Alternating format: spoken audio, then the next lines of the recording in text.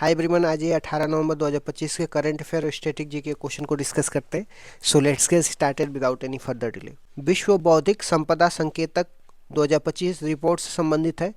हाल ही में विश्व बौद्धिक संपदा संकेतक 2025 रिपोर्ट के अनुसार वैश्विक स्तर पर पेटेंट दाखिल करने के मामले में भारत कौन सा स्थान है? तो भारत का स्थान 6वां है। रिपोर्ट का विषय की बात करते हैं। यह रिपोर्ट बौद्धिक संपदा इंटेलेक्चुअल प्रॉपर्टी पर आधारित है, जिसका तात्पर्य आपके दिमाग की उपज होती है। बौद्धिक संपदा का उदाहरण की बात करते हैं। इसमें patent, trademark, copyright, GI tag शामिल होते हैं। इसका रिपोर्ट कौन जारी करता है? भारत के साइंस और tech minister doctor Jitendra Singh. Patent दाखिल की बात करते हैं। भारत ने एक साल के अंदर में 63,000 से अधिक पेटेंट दाखिल किए। चीन पहले स्थान पे है, इसने 16 लाख से अधिक पेटेंट दाखिल किया है। पेटेंट की अवधि की बात करते हैं। पेटेंट हमेशा 20 वर्ष के लिए होता है। इनोवेशन इंडेक्स की बात करते हैं। इस रिपोर्ट के अनुसार इनोवेशन इंडेक्स में भारत की रैंक 38 बताई गई है। ट्रेडमार्क में रैंक की बात करते हैं तो ट्रेडमार्क के मामले में भारत चौथे स्थान पे है और पहले स्थान पे चीन है। डिजाइन के मामले में रैंक की बात करते हैं तो डिजाइन के मामले में भारत 7वें स्थान पे है और पहले स्थान पे चीन है। वैश्विक संपदा दिवस की बात करते हैं। यह 26 अप्रैल को सेलिब्रेट किया जाता है। आ जाते हैं प्रश्न संख्या 2 में। जोगबनी विराटनगर कॉरिडोर से संबंधित है। हाल ही में भारत सरकार ने जोगबनी विराटनगर कॉरिडोर से रेल संपर्क को बढ़ावा देने के लिए किसके साथ विनिमय पत्र, लेटर ऑफ एक्सचेंज का आदान प्रदान किया है? तो इसका आंसर नेपाल होगा। इसका उद्देश्य क्या है? भारत और नेपाल के बीच में रेल संपर्क को बढ़ाना, जिसमें माल की ढुलाई को बढ़ावा मिल सके और व्यापार में वृद्धि हो सके। भारत की ओर से भागीदारी की बात करते हैं। उद्योग और वाणिज्य मंत्री पीयूष गोयल जी शामिल है। अन्य लिंक की बात करते हैं तो भारत नेपाल के बीच में रक्सौल काठमांडू रेलवे लिंक और जयनगर कुर्दा रेलवे लिंक भी मौजूद है। नेपाल की सीमा की बात करते हैं। नेपाल की सीमा भारत के 5 राज्यों से लगते हैं। उत्तराखंड, उत्तर प्रदेश, बिहार, पश्चिम बंगाल और सिक्किम से लगती है। विवादित क्षेत्र की बात करते हैं। भारत और नेपाल के बीच में काला पानी और लिपुल एक विवादित क्षेत्र है। क्वेश्चन नंबर 3 में आ जाते हैं। खाड़ी सहयोग परिषद, जिसको गल्फ कोऑपरेशन काउंसिल बोलते हैं, इसकी वन स्टॉप यात्रा प्रणाली से संबंधित है। हाल ही में खाड़ी सहयोग परिषद गल्फ कोऑपरेशन काउंसिल के सदस्य देशों के बीच में आवागमन के लिए ऐतिहासिक वन स्टॉप यात्रा प्रणाली को किसने मंजूरी दी है? तो जीसीसी ने मंजूरी दी है, जो खाड़ी सहयोग परिषद जिसको बोलते हैं। जीसीसी की स्थापना और मुख्यालय की बात करते हैं। इसकी स्थापना 1981 में हुई थी। इसका मुख्यालय सऊदी अरब के रियाद में स्थित है। सदस्य देश की बात करते हैं। जीसीसी में 6 सदस्य हैं। सऊदी अरब, ओमान, कतर, कुवैत, बहरीन और यूएई है। इसकी प्रणाली की विशेषता की बात करते हैं। वन स्टॉप यात्रा प्रणाली के तहत यात्री को केवल एक चेक पोस्ट पर अपना माइग्रेशन, सीमा शुल्क और सिक्योरिटी चेक करवाना होगा, जिसके बाद वह सभी 6 देशों की यात्रा कर सकता है। क्वेश्चन नंबर 4 में आ जाते हैं। जल संचय जन भागीदारी पहल से संबंधित है। हाल ही में जल संचय जल भागीदारी पहल के तहत किसे सर्वश्रेष्ठ प्रदर्शन करने वाले राज्यों का पुरस्कार प्राप्त हुआ? तो तेलंगाना को प्राप्त हुआ है। प्रस्तुतकर्ता की बात करते हैं। यह पुरस्कार नई दिल्ली में भारत की राष्ट्रपति द्रौपदी मुर्मू द्वारा प्रदान किया गया है।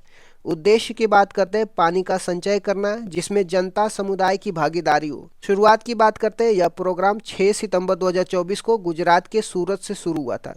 अन्य पुरस्कार की बात करते हैं। छठे जल पुरस्कारों में जल संरक्षण के लिए सर्वश्रेष्ठ राज्य का पुरस्कार महाराष्ट्र को प्राप्त हुआ है। क्वेश्चन नंबर 5 में आ जाते हैं। जलवायु परिवर्तन गैलरी ऑन द एज से संबंधित है। हाल ही में राष्ट्रीय विज्ञान संग्रहालय परिषद की जलवायु परिवर्तन गैलरी ऑन द एज को प्रतिष्ठित CIMU सेट पुरस्कार प्राप्त हुआ है।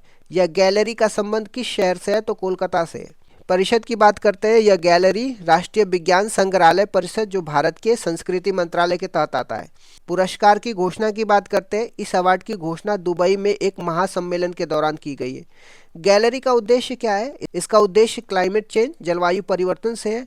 यह वासुदेव कुटुंबकम, संपूर्ण पृथ्वी मेरा परिवार के उद्देश्य के साथ लॉन्च किया गया है। संबंधित अवार्ड की बात करते हैं। कर्नाटक पुलिस को राष्ट्रीय IED निरोधक चैंपियनशिप अवार्ड प्राप्त हुआ है। IED का फुल फॉर्म क्या है? इम्प्रोवाइज एक्सप्लोसिव डिवाइस है। क्वेश्चन नंबर 6 में आ जाते हैं। राष्ट्रीय प्रेस दिवस से संबंधित है। हाल ही में राष्ट्रीय प्रेस दिवस 2025 कब सेलिब्रेट किया गया? तो 16 नवंबर को सेलिब्रेट किया है। भारतीय प्रेस परिषद का गठन 1965 के अधिनियम से हुआ है और 1979 के अधिनियम से इसका पुनर्गठन किया गया है। इसमें एक अध्यक्ष और 28 सदस्य होते हैं। सर्वोच्च पुरस्कार की बात करते हैं। संस्था का सर्वोच्च पुरस्कार राजा राम मोहन राय के नाम पे है। भारतीय पत्रकारिता के जनक की बात कर राजा राम मोहन राय को भारतीय पत्रकारिता का जनक कहते हैं। भारत का पहला समाचार पत्र की बात करते हैं, बंगाल गजट है, जिसे जेम्स ऑक्सटन हिकी ने प्रकाशित किया था। पहला हिंदी समाचार पत्र उदंड मार्तव है, जिसे पंडित जुगल किशोर शर्मा द्वारा प्रकाशित किया जाता है। भारतीय प्रेस के मुक्तिदाता किसको बोला जाता है? चार्ल्स मेटकॉफ को बोला जाता है। वर्नाकुलर प्रेस एक्ट की बात करते हैं, यह 1878 में लिटन के द्वारा लाया गया था। बहुत ही इंपॉर्टेंट पॉइंट है, ध्यान में रखना आपको। और इससे संबंधित कुछ और दिवस की बात करते हैं। 15 नवंबर को भगवान बिरसा मुंडा की जयंती पर जनजातीय गौरव दिवस मनाते हैं और 150वीं जनजातीय गौरव दिवस मनाया गया है। इसी दिन 15 नवंबर को झारखंड राज्य की स्थापना भी हुई थी। क्वेश्चन नंबर 7 में आ जाते हैं। भारत मध्य एशियाई देशों की रणनीतिक साइबर अभ्यास से संबंधित है। हाल ही में भारत और मध्य एशियाई देशों ने कहाँ रणनीतिक साइबर अभ्यास का आयोजन किया है? तो इसका आंसर नई दिल्ली होगा। इसका उद्देश्य क्या है? साइबर सिक्योरिटी को बेहतर करना और साइबर क्राइम को रोकना है। मध्य एशियाई देश की बात करते हैं, जिसमें कजाकिस्तान जिसकी राजधानी अस्ताना है, उज्बेकिस्तान जिसकी राजधानी ताशकंद है, तुर्कमेनिस्तान जिसकी राजधानी अशगाबाद है, किर्गिस्तान जिसकी राजधानी बिश्केक है, तजाकिस्तान जिसकी राजधानी दुशांबे है। उत्पत्ति की बात करते हैं, यह पांचों देश 1991 में सोवियत संघ यूएसएसआर के विघटन के बाद अलग हुए थे। संबंधित सैन्य अभ्यास की बात करते हैं। काजिंद सैन्य अभ्यास इंडिया कजाकिस्तान के बीच में, दस्तलिक इंडिया उज्बेकिस्तान के बीच में, खंजर इंडिया किर्गिस्तान के बीच में। क्वेश्चन नंबर 8 में आ जाते हैं। नशा मुक्त भारत अभियान का समापन से संबंधित है। केंद्र सरकार 5 वर्षीय नशा मुक्त भारत उत्सव अभियान का समापन कार्यक्रम कहां पे आयोजित करेगा? तो अमृतसर पंजाब में करेगा। अभियान की शुरुआत की बात करते हैं। यह अभियान 15 अगस्त 2020 से शुरू किया गया था। समापन स्थल की बात करते हैं, अमृतसर में गुरु नानक देव यूनिवर्सिटी में इसका समापन किया जा रहा है। कारण की बात करते हैं, यह अभियान 5 साल के लिए स्टार्ट किया गया था और यह माना जाता है कि यूथ जो नशे का सबसे बड़ा उपभोक्ता होता है, सबसे पहले यूनिवर्सिटी से आकर्षित होता है। क्वेश्चन नंबर 9 में आ जाते हैं। ब्लू फ्लैग सर्टिफिकेट से संबंधित है। हाल ही में किस राज्य के सोनापुरा और पूरी समुद्र तटों को फिर से ब्लू फ्लैग सर्टिफिकेट मानक प्राप्त हो गया है? तो उड़ीसा को। प्रमाण पत्र देने वाली संस्था की बात करते हैं, फाउंडेशन ऑफ एनवायरमेंट एजुकेशन, जो कि डेनमार्क की संस्था है, ये प्रमाण पत्र देती है। तटों का विवरण की बात करते हैं, सोनापुरा गंजाम जिले में है और पुरी का गोल्डन बीच प्रसिद्ध है। विशेषता की बात करते हैं, पुरी के गोल्डन बीच को यह सर्टिफिकेट 7वीं बार मिला है। मानक की बात करते हैं, यह अवार्ड उन समुद्री बीचों को मिलता है जो स्वच्छ और सतत होते हैं, जहां पर्यावरण को नुकसान नहीं पहुंचाया जा रहा हो। कुल संख्या की बात करते हैं, अब तक भारत के 18 बीचों को ब्लू फ्लैग सर्टिफिकेट प्राप्त हो चुका है।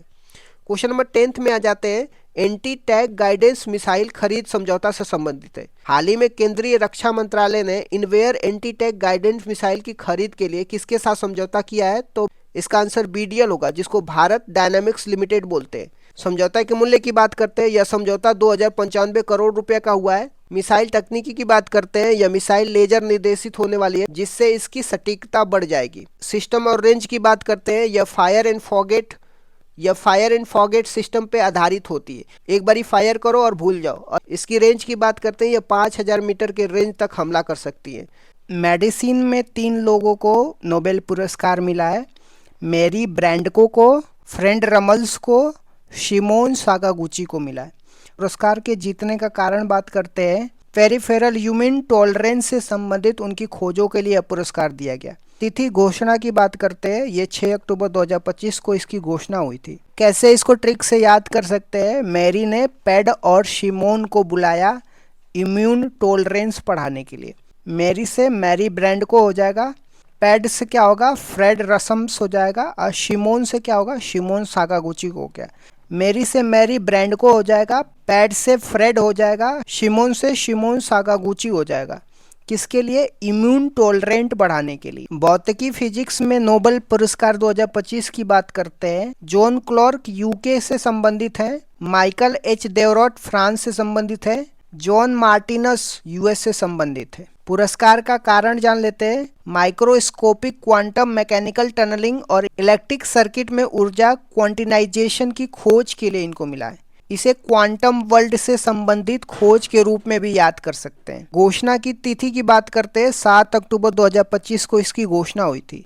इसको ट्रिक से कैसे याद कर सकते हैं, दो जॉन मिल करके देव का क्वांटम वर्ल्ड लिया। दो जॉन से क्या होगा, जॉन क्लर्क और जॉन मार्टिनस हो जाएगा। मिलकर से क्या होगा, माइकल एच देवरोथ हो जाएगा। क्वांटम वर्ल्ड से क्या हो जाएगा, इन्होंने क्वांटम मैकेनिकल टनलिंग और इलेक्ट्रिक सर्किट में ऊर्जा क्वांटनाइजेशन की खोज करी थी। आ जाते हैं केमिस्ट्री में नोबेल पुरस्कार विजेता की बात करते हैं। सुषमु किटागवा जापान के रहने वाले हैं। रिचर्ड रॉफसन ऑस्ट्रेलिया के रहने वाले हैं। उमार यागी यूएसए के रहने वाले। पुरस्कार का कारण देख लेते हैं। मेंटल ऑर्गेनिक फ्रेमवर्क के विकास के लिए पुरस्कार दिया गया। तिथि की घोषणा की बात करते हैं, 8 अक्टूबर 2025 को यह तिथि घोषणा हुई है। ट्रिक से कैसे याद करते हैं, सुसु ने रॉब किया उमार को उसके मेंटल की वजह से। सुसु से क्या होगा, सुषमु होगा। रॉब से क्या हो गया, रिचर्ड रॉबसन हो जाएगा। उमार से क्या होगा, उमार यागी होगा। उन्होंने किस चीज़ पर रिसर्च करी है, उन्होंने मेंटल ऑर्गेनिक फ्रेमवर्क पर रिसर्च करी है। लिटरेचर में नोबेल पुरस्कार की बात करते हैं, इसके विजेता कारा पुरोकाई हैं। कौन से देश के, ये हंगरी से बिलोंग करते हैं। पुरस्कार के कारण की बात करते हैं, उन्होंने दूरदर्शी लेखक विजनरी ऑथर के लिए यह पुरस्कार दिया गया। तिथि की घोषणा की बात करते हैं, 8 अक्टूबर 2025 को इसकी घोषणा हुई थी। और इसको ट्रिक से कैसे याद करते हैं, लास्ट क्रो से याद कर सकते हैं। एल से लिटरेचर और क्रो से क्या होगा, क्रो से कारापुरोकाई होगा। शांति में नोबेल पुरस्कार की विजेता की बात करते हैं, मारिया कॉर्निया को मिला है। ये वेनेजुला देश से बिलोंग करती है। पुरस्कार की कारण की बात करते हैं, वेनेजुला के लोगों के लोकतांत्रिक अधिकारों को बढ़ावा देने के लिए उनके महत्वपूर्ण संघर्ष और डिक्टेटरशिप से डेमोक्रेसी में ट्रांजिशन के लिए उनके संघर्ष के लिए पुरस्कार दिया गया। तिथि की घोषणा की बात करते हैं, 10 अक्टूबर 2025 को इसकी घोषणा हुई थी। ट्रिक से कैसे याद कर सकते हैं, मारिया को कोरोना हो गया वेनेजुला में, जिसके बाद वे शांति में चली गई।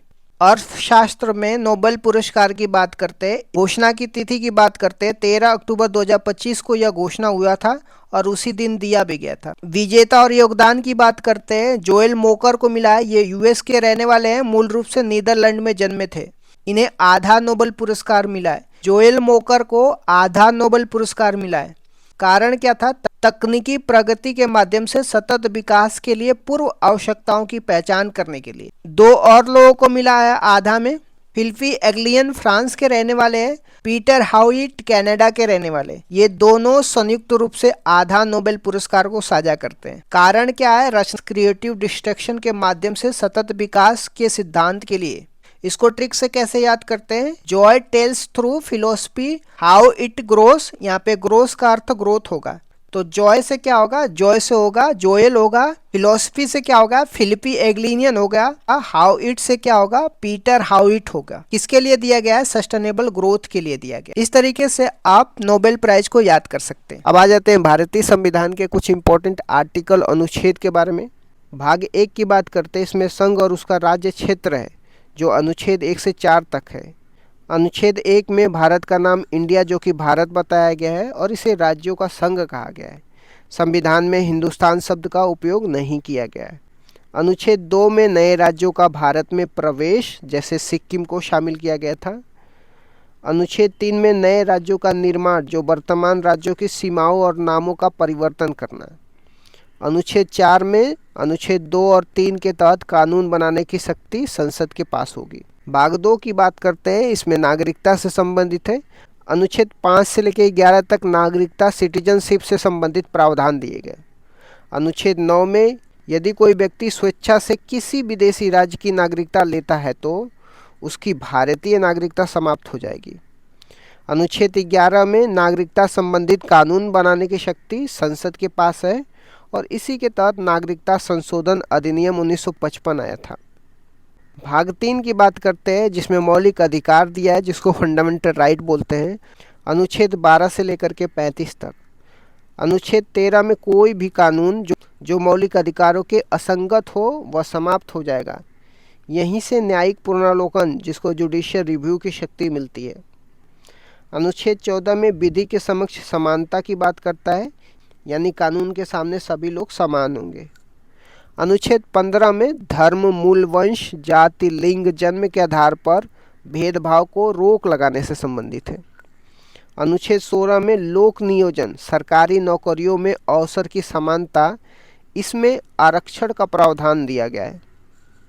अनुच्छेद 17 में अस्पृश्यता, छुआछूत का अंत किया गया है। अनुच्छेद 18 में उपाधियों की अंत की बात किया जाता है, जिसमें सेना और एजुकेशनल उपाधियों को छोड़ करके। अनुच्छेद 19 क्लॉज 1 क्लॉज ए में बोलने और अभिव्यक्ति की स्वतंत्रता की बात किया जाता है। अनुच्छेद 21 में प्राण और दैहिक स्वतंत्रता का अधिकार दिया गया है। निजता का अधिकार, राइट टू प्राइवेसी, इसी में शामिल किया गया है। अनुच्छेद 21 ए में 6 से 14 वर्ष के बच्चों के लिए शिक्षा का अधिकार, जिसको 86वें संविधान संशोधन द्वारा 2002 में जोड़ा गया था। अनुच्छेद 23 में मानव के दुर्व्यापार, अनुच्छेद 23 में मानव के दुर्व्यापार और बलात् श्रम, जिसको जबरन मजदूरी बोलते हैं, इस पर रोक लगाने की बात किया जाता है। अनुच्छेद 24 में कारखानों आदि में बच्चों के नियोजन पर प्रतिबंध लगाने की बात किया जाता है। अनुच्छेद 32 की बात करते हैं, संवैधानिक उपचारों का अधिकार दिया है। डॉक्टर भीमराव अम्बेडकर ने इसे संविधान की आत्मा कहा है और इसी के तहत सुप्रीम कोर्ट मौलिक अधिकारों की रक्षा के लिए 5 तरह की रीट जारी करता है। अब आ जाते हैं भाग 4 में। तो भाग 4 में राज्य के नीति निर्देशक तत्व दिए गए, जिसको डीपीएसपी बोलते हैं। अनुच्छेद 36 से लेकर के 51 तक डीपीएसपी के बारे में मेंशन किया जाता है। अनुच्छेद 37 में डीपीएसपी न्यायालय में अपरिवर्तनीय है। इसका मतलब ये है कि फंडामेंटल राइट का उल्लंघन होता है तो आप डायरेक्टली सुप्रीम कोर्ट में जा सकते हैं, लेकिन डीपीएसपी का वायलेशन होने पे आप सुप्रीम कोर्ट में नहीं जा सकते।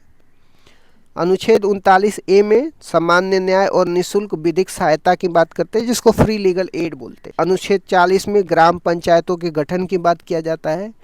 अनुच्छेद 44 में नागरिकों के लिए एक समान सिविल संहिता, जिसको यूनिफॉर्म सिविल कोड बोलते हैं, दिया गया है। अनुच्छेद 48 ए में पर्यावरण संरक्षण और संवर्धन वन्य तथा वन्य जीवों की रक्षा से संबंधित है।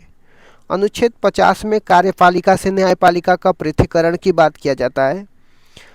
अनुच्छेद 51 में अंतर्राष्ट्रीय शांति और सुरक्षा को बढ़ावा देना भारत की विदेश नीति का आधार है।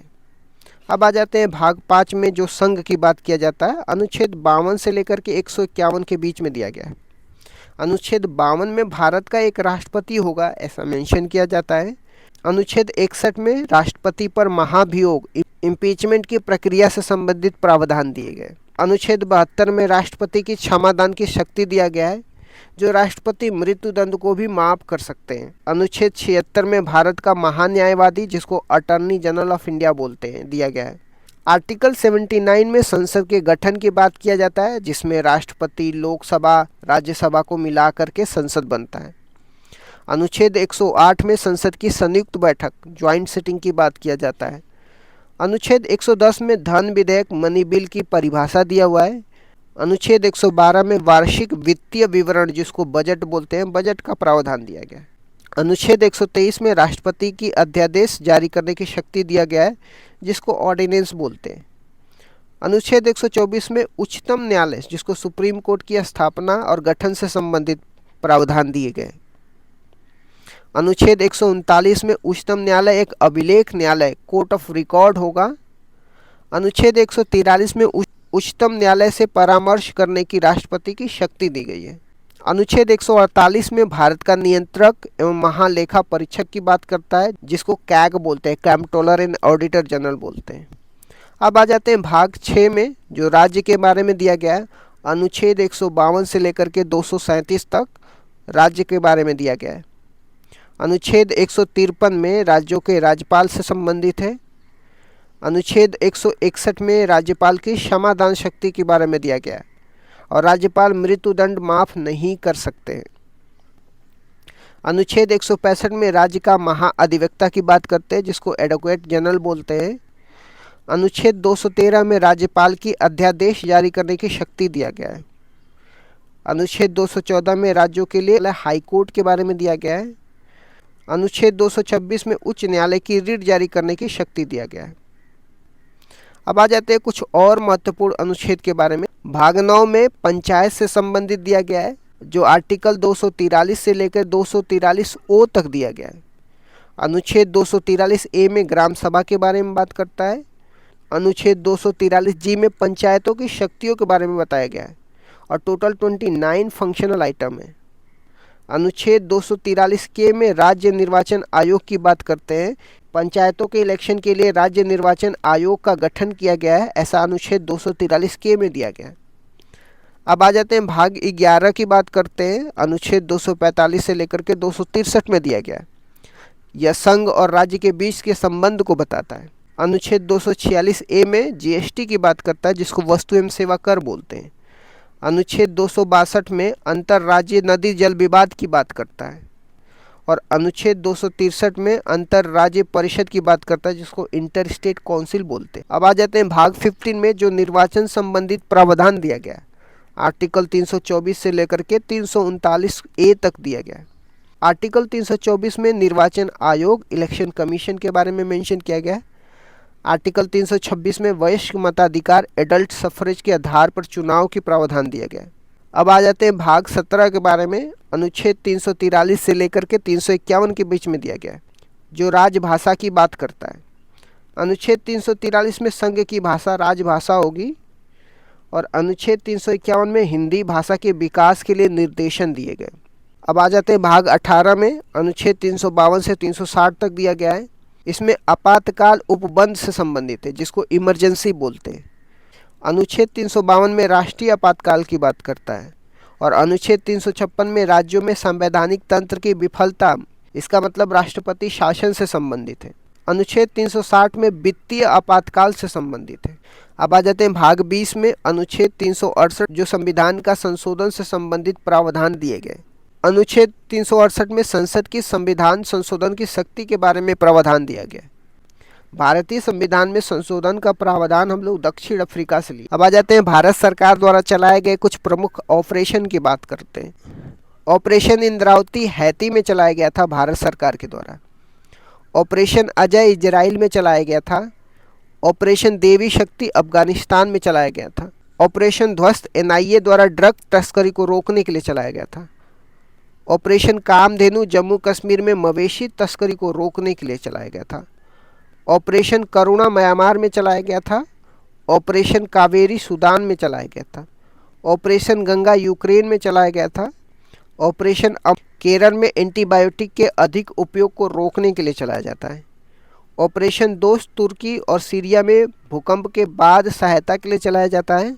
ऑपरेशन सर्वशक्ति की बात करते हैं, तो इसका आंसर अगर पता है आपको तो इसका आंसर आप दीजिए। जीवाणु बैक्टीरिया से होने वाले प्रमुख रोगों के नाम बताइए। जीवाणु से होने वाले रोग प्लेग, डिप्थीरिया, तपेदिक टीबी, काली खांसी, टिटनेस, टाइफाइड, कुष्ठ रोग, न्यूमोनिया, हैजा, सिप्लिस, गोनेरिया है। काली मौत किस रोग को कहा जाता है? तो काली मौत प्लेग को कहा जाता है। टीबी तपेदिक से संबंधित महत्वपूर्ण तथ्य क्या है? तो टीबी के लिए बीसीजी, बेसिलस कोलमेट गुरीन का टीका लगाया जाता है। भारत सरकार का लक्ष्य 2025 तक टीबी को खत्म करना है। टिटनेस रोग को और किन नामों से जाना जाता है? तो टिटनेस रोग को लॉकजा, जिसको जबड़ा लॉक होना या धनुष्टाकार रोग भी कहा जाता है। टाइफाइड की जांच के लिए कौन सा टेस्ट है? टाइफाइड की जांच, जिसे मियादी बुखार भी कहते हैं, इसकी जांच के लिए विंडोल टेस्ट किया जाता है। हैजा रोग किस जीवाणु से होता है? इसमें शरीर का कौन सा अंग प्रभावित होता है? हैजा विब्रियो कोलेरी नामक जीवाणु से होता है। इसमें उल्टी, दस्त होते हैं और आंतें प्रभावित होती है, जिसका इलाज के लिए ओआरएस का घोल दिया जाता है। रेबीज रोग को अन्य किस नाम से जाना जाता है? तो रेबीज रोग को हाइड्रोफोबिया कहते हैं, क्योंकि इसमें मरीज को पानी से डर लगता है। इसके टीके की खोज लुईस पास्चर ने की थी। चिकन पॉक्स, जिसको छोटी माता कहते हैं, किस वायरस से होता है? चिकन पॉक्स वेरिसेला वायरस से होता है, जिसमें शरीर पर लाल दाने हो जाते हैं। डेंगू किस मच्छर से फैलता है? इसमें कौन सी चीज़ की कमी हो जाती है? डेंगू एंडीज इजिप्टीज मच्छर से फैलता है। इसके वायरस का नाम अर्बो वायरस है और इस रोग में शरीर में प्लेटलेट्स की कमी हो जाती है। भारत पोलियो मुक्त कब घोषित हुआ है? भारत 2014 में पोलियो मुक्त घोषित कर दिया गया था। एड्स किस वायरस से होता है? इसके लिए कौन सा टेस्ट किया जाता है? एड्स ह्यूमन इम्यूनोडिफिशियंसी वायरस से होता है। इसकी जांच के लिए शुरुआती टेस्ट में एलिसा टेस्ट और कंफर्मेशन के लिए वेस्टर्न ब्लॉट टेस्ट किया जाता है। स्वाइन फ्लू और बर्ड फ्लू के वायरस का नाम क्या है? स्वाइन फ्लू के वायरस का नाम H1N1 वायरस है। बर्ड फ्लू के वायरस का नाम H5N1 है। प्रोटोजोआ से होने वाले रोग कौन से हैं? तो प्रोटोजोआ से होने वाले रोग पायरिया, कालाजार, मलेरिया, पेचिस और सोने की बीमारी, अनिद्रा रोग आते हैं। मलेरिया रोग का वाहक कौन है और इसमें कौन सी दवा दी जाती है? मलेरिया रोग का वाहक मादा एनाफिलीज मच्छर है और इसका कारण प्लाज्मोडियम परजीवी है। इसमें शरीर का आरबीसी, जिसको लाल रक्त कोशिकाएं बोलते हैं, प्रभावित होती है और इसकी दवा कुनैन है। कवक, जिसको फंगस बोलते हैं, कवक से होने वाले रोग कौन से हैं? कवक से होने वाले रोग गंजापन, दाद, दमा, खाज, खुजली और एथलीट फूट जैसे रोग होते हैं। हीमोफीलिया और वर्णांधता, कलर ब्लाइंडनेस कैसे रोग है? यह दोनों अनुवांशिक रोग है जो एक पीढ़ी से दूसरी पीढ़ी में जाते हैं। हीमोफीलिया को शाही रोग भी कहते हैं, इसमें रक्त का थक्का नहीं जमता है। वर्णांधता में व्यक्ति रंगों में भेद नहीं कर पाता है। इन दोनों रोगों की वाहक महिलाएं होती है।